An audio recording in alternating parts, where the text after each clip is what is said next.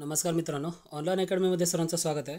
तर मित्रांनो, आज आपण घेणार आहोत 49वा सराव पेपर, जो की शिक्षक अभियोग्यता व बुद्धिमत्ता चाचणी म्हणजेच TAIT टेट या परीक्षेसाठी खूपच महत्त्वाचा आहे. यामध्ये आपण संभाव्य प्रश्नांचा समावेश केलेला आहोत. हा व्हिडिओ तुम्हाला शेवटपर्यंत पाहायचा आहे, म्हणजेच या व्हिडिओचा तुम्हाला परीक्षेमध्ये नक्कीच फायदा होईल. सराव पेपर चालू करण्या अगोदर जर या चॅनलवरती कोणी नवीन असेल तर या चॅनल अगोदर सबस्क्राईब करायचं आहे व बेल आयकॉनवरती क्लिक करायचं आहे, म्हणजेच नवीन व्हिडिओचे नोटिफिकेशन्स तुम्हाला मिळत जातील.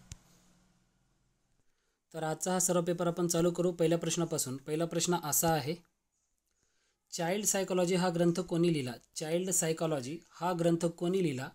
तर यासाठी उत्तर येणार आहे पर्याय क्रमांक 1. उत्तर योग्य राहील थॉम्सन. थॉम्सन या शास्त्रज्ञाने चाइल्ड सायकोलॉजी हा ग्रंथ लिहिला. थॉम्सन या शास्त्रज्ञाने हा ग्रंथ लिहिलेला आहे. पुढचा प्रश्न पाहू. शैक्षणिक तत्त्वज्ञानाचे वास्तविक रूप म्हणजे शांतिनिकेतन ही संस्था होय. ही संस्था कोणी स्थापन केली? शैक्षणिक तत्त्वज्ञानाचे वास्तविक रूप म्हणजे शांतिनिकेतन ही संस्था होय. तर ही संस्था स्थापन कोणी केली? तर यासाठी उत्तर येणार आहे पर्याय क्रमांक 2. रवींद्रनाथ टागोर यांनी शांतिनिकेतन ही संस्था स्थापन केली. पुढचा प्रश्न. स्नेह संमेलनात, क्रीडांगणावर, सहलीत, शैक्षणिक भेटीतून तसेच प्रकल्पात काम करताना येणारे अनुभव हे टिंब असतात. तर येणारे अनुभव हे काय असतात? तर याचं उत्तर येतं पर्याय क्रमांक 3. हे अनुभव असतात प्रत्यक्ष अनुभव असतात. पुढचा प्रश्न आहे, खालीलपैकी कोणते वाक्य चुकीचे आहे? खालीलपैकी कोणते वाक्य? तर चुकीचे वाक्य ओळखायचं आपल्याला. तर यासाठी उत्तर येतं पर्याय क्रमांक 4. उत्तर योग्य राहील. वाढ ही भौतिक परिमाणात मोजता येत नाही. तर हे वाक्य जे आहे ते चुकीचं वाक्य दिलेलं आहे. बाकी हे सर्व वाक्य बरोबर आहेत. पुढचा प्रश्न पाहू. मतिमंद विद्यार्थ्यांसाठी खालीलपैकी कोणती उपाययोजना हवीत? मतिमंद जे विद्यार्थी असतात तर त्यांना कोणती उपाययोजना गरजेच्या असतात? तर यासाठी उत्तर येतं पर्याय क्रमांक 4. उत्तर योग्य राहील. वरील सर्वच, म्हणजेच त्यांना त्यांच्या कुवतीनुसार वेगळे पाठ्यक्रम हवा. बरोबर आहे. वर्गात 20पेक्षा जास्त मुले नसावीत. हे सुद्धा बरोबर आहे. आणि मतिमंदांना शिकवणारा शिक्षक हा कुशल असावा. हे सुद्धा वाक्य बरोबर आहे, म्हणजेच वरील सर्व. पुढचा प्रश्न. व्यक्ती केवळ बुद्धी नसतो आणि पूर्ण पशुही नसतो. तो ना मेंदू असतो ना केवळ आत्मा. एक संपूर्ण व्यक्ती बनण्यासाठी मन, बुद्धी व आत्मा या त्रयीमधील सुप्त उत्तमत्वाची आवश्यकता असते, असे प्रतिपादन कोण केले? पुन्हा एकदा वाचून घ्या. व्यक्ती केवळ बुद्धी नसतो आणि पूर्ण पशुही नसतो. तो ना मेंदू असतो ना केवळ आत्मा असतो. एक संपूर्ण व्यक्ती बनण्यासाठी मन, बुद्धी आणि आत्मा या त्रयीमधील सुप्त उत्तमत्वाची आवश्यकता असते, असे प्रतिपादन कोणी केले? तर यासाठी उत्तर येणार आहे पर्याय क्रमांक 2. महात्मा गांधी यांनी केले. पुढचा प्रश्न. बोधनात्मक रचनावादाचा सिद्धांत कोणी मांडला? बोधनात्मक रचनावादाचा सिद्धांत कोणी मांडला? तर कोणी मांडला आहे? तर याचं उत्तर येतं पर्याय क्रमांक 1. पियाजे यांनी बोधनात्मक रचनावादाचा सिद्धांत मांडला. पुढचा प्रश्न. टिंबटिंब म्हणजे कोणत्याही विषयाच्या घटकांच्या संगतवार रचना होय. टिंबटिंब म्हणजे कोणत्याही विषयांच्या घटकांच्या संगतवार रचना होय. तर यासाठी उत्तर येतं पर्याय क्रमांक 3. अभ्यासक्रम. अभ्यासक्रम म्हणजेच कोणत्याही विषयाच्या घटकांच्या संगतवार रचना होय. पुढचा प्रश्न. Choose the correct alternative from those given below. तर इथं आपल्याला एक बरोबर पर्याय निवडायचा आहे. तर इथं वाक्य दिले बघा. I 6 letter since 8 AM. तर इथं बघा, तर उत्तर यायला पाहिजे. तर बघा, याचं उत्तर येते इथं सिन्स दिलेलं आहे. तर हे सिन्स आपण केव्हा वापरतो? तर जास्तीत जास्त सिन्सचा वापर ना प्रेझेंट परफेक्ट कंटिन्युअस टेन्समध्ये केला जातो. तर याचं उत्तर येतं पर्याय क्रमांक 4. I have been writing 6 letter since 8 AM. I have been writing 6 letter since 8 AM. तर याचं उत्तर 4 उत्तर असायला पाहिजे. पुढचा प्रश्न. Choose the correct alternative from those given below.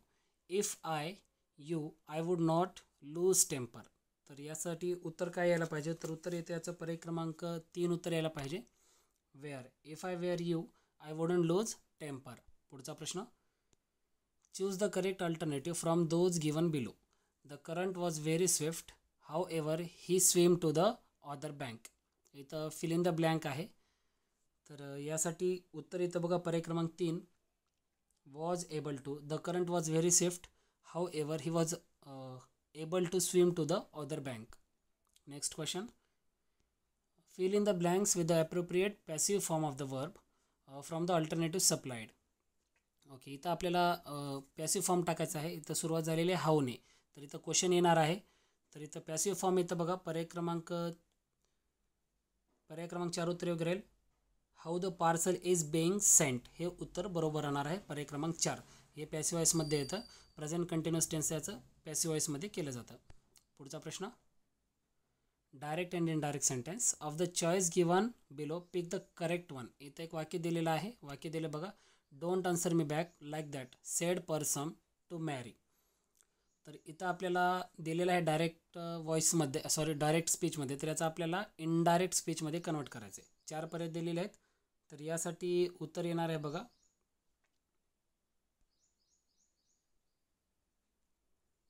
पर्याय क्रमांक 3 उत्तर योग्य राहिलं यासाठी. Person order Mary not to answer her back like that. पुढचा प्रश्न, choose the alternative which is closest in the meaning to underline words in the following sentence. तर इथं वाक्यामध्ये एक अंडरलाईन केलेला शब्द आहे युटोपियन. तर याचा आपल्याला अर्थ सांगायचा आहे. Yours is a utopian proposal. तर यासाठी उत्तर इथं पर्याय क्रमांक 4 आयडियालिस्टिक. युटोपियन म्हणजेच काय, idealistic. Next question, choose the alternative which is closest in the meaning to underline word in the following sentence. तर इथं अंडरलाईन आहे बघा, सेक्वेस्टर्डला अंडरलाईन आहे. Some people are fond of leading a sequestered life. तर याचा आपल्याला अर्थ सांगायचा आहे. उत्तर येतं पर्याय क्रमांक 3 सेक्ल्युडेड. उत्तर येतं सेक्ल्युडेड. पुढचा प्रश्न, choose the word or phrase nearest in the meaning to keyword sagacious. तर याच्याशी संबंधित असलेला आपल्याला अर्थ असणारा पर्याय शोधायचा आहे, सेगेशियस. तर यासाठी उत्तर येतं बघा, पर्याय क्रमांक 2 उत्तर योग्य राहील, शोईंग गुड जजमेंट. उत्तर येतं शोईंग गुड जजमेंट. पुढचा प्रश्न आहे, क्रेड्युलस सिमिलर मिनिंग. तर क्रेड्युलस हा शब्द आहे, तर याचा समानार्थी असणारा वाक्य शोधायचा आपल्याला, म्हणजे याचा अर्थ सांगणारा. तर यासाठी उत्तर येतं पर्याय क्रमांक 1 a person who easily believes whatever he is told. Credulous म्हणजेच काय, a person who easily believes whatever he is told. पुढचा प्रश्न, सॉलिलोक्वे सिमिलर मिनिंग. याचा पुन्हा आपल्याला अर्थ सांगायचा आहे. तर यासाठी उत्तर येतं पर्याय क्रमांक 3 उत्तर योग्य राहील, speech made aloud to oneself when one is alone. पुढचा प्रश्न, डिफिडन्स अपोजिट मिनिंग. या डिफिडन्स शब्दाचा आपल्याला अपोजिट वर्ड करायचा आहे. तर यासाठी उत्तर येतं पर्याय क्रमांक 2 बोल्डनेस. याचा अपोजिट येतं बोल्डनेस. पुढचा प्रश्न, transformation of sentences pick the correct choice from the ones given below. इथे एक वाक्य दिलेलं आहे बघा, डिग्री ऑफ कंपॅरिझनचं वाक्य आहे याच्यामध्ये. Mister Gupta is not so popular as some other employees. Some other employees are. आता इथं बघा, इथपर्यंत एम्प्लॉईजपर्यंतचं एक वाक्य झालं. इथून ते एम्प्लॉईजपर्यंतचं mister Gupta is not so popular as some other employees. तर दुसरं वाक्य आहे तुमचं सी डीमध्ये करायचं आपल्याला. वरचं जे वाक्य दिलेलं आहे ते पी डीमध्ये आहे. सम अदर एम्प्लॉईजपासून आपलं कोणतं वाक्य यायला पाहिजे, some other employees are. Option number 1 is correct. More popular than mister Gupta हे उत्तर यायला पाहिजे, कारण की हे कंपॅरेटिव्ह डिग्रीमध्ये आपण याला कन्वर्ट करत आहोत. पुढचा प्रश्न आहे, पहिली आवर्त सारणी किती मूलद्रव्यांची तयार करण्यात आली होती. पहिली जी आवर्त सारणी होती ती किती मूलद्रव्यांची तयार करण्यात आली होती. तर याचं उत्तर येतं पर्याय क्रमांक 1 63 मूलद्रव्यांची पहिली आवर्त सारणी तयार करण्यात आली होती. पुढचा प्रश्न, धातू ओढून तार काढता येणाऱ्या गुणधर्मास काय म्हणतात. धातू ओढून तार काढणे म्हणजे या गुणधर्मास काय म्हणतात. तर याचं उत्तर येतं पर्याय क्रमांक 4 उत्तर योग्य राहील, तन्यता. म्हणजेच कोणत्या धातूची आपण ताणून त्याची तार काढत राहतो, तर यालाच आपण तन्यता म्हणतो. पुढचा प्रश्न, विशेष नाम हे टिंब असते. विशेष नाम हे काय असते. तर याचं उत्तर येतं पर्याय क्रमांक आहे व्यक्तिवाचक असते. काय असते, व्यक्तिवाचक असते. पुढचा प्रश्न, विद्वान या शब्दाचे स्त्रीलिंगी रूप टिंब आहे. विद्वान या शब्दाचे स्त्रीलिंगी रूप काय आहे. उत्तर येतं पर्याय क्रमांक 4 विदुषी हे त्याचे स्त्रीलिंगी रूप आहे. पुढचा प्रश्न, खालीलपैकी अनेक वचनी शब्द कोणता आहे. खालीलपैकी अनेक वचनी शब्द कोणता आहे. अनेक वचनी शब्द आहे वेली. पर्याय क्रमांक 2. पुढचा प्रश्न, नाम किंवा सर्वनामाचे रूप तयार करण्यास जी अक्षरे जोडतात त्यांना टिंब म्हणतात.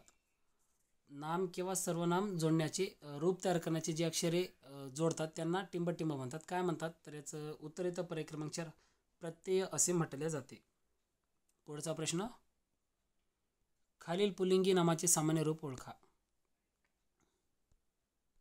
तर इथं मोत्या हा शब्द द्यायचा राहिला होता, तर याचं मोत्या शब्दाचा आपल्याला सामान्य रूप ओळखायचे. उत्तर इथं पर्याय क्रमांक 1 मोत्याचा. पुढचा प्रश्न, क्रियाविशेषण ही अव्यय नाहीत हे विधान टिंबटिंब आहे. क्रियाविशेषण ही जी आहेत ही अव्यय नाहीत, हे जे विधान आहे ते बरोबर आहे का चूक आहे ते आपल्याला सांगायचे. तर यासाठी उत्तर इथं पर्याय क्रमांक 1 बरोबर आहे. क्रियाविशेषण ही अव्यय नाहीतच, हे विधान बरोबर आहे.